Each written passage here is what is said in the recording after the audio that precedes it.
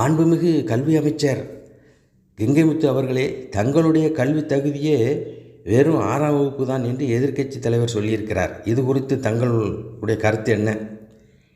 தம்பி, கோடைக்கானலிலே சென்று கோடை காலத்திலே குளிர் காய்ந்தவன் இல்லை இந்த கங்கைமுத்து.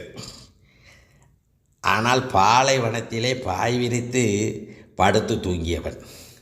குற்றாலம் குளிர் அருவியிலே சென்று குளித்தவன் இல்லை இந்த கங்கைமுத்து. நெருப்பு ஆற்றை நீந்தி கிடந்தவன். அமைதி பூங்காவிலே உலா வந்தவன் இல்லை இந்த கங்கைமுத்து.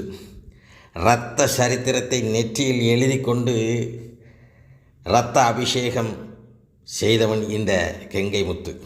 புரிந்ததா? ஐயா, நான் கேட்டதுக்கும் நீங்கள் சொல்கிறதுக்கும் சம்மந்தமே இல்லையே. சம்பந்தம் இருக்கிறது. அடுத்த கேள்வியை கேள். சரிங்க ஐயா.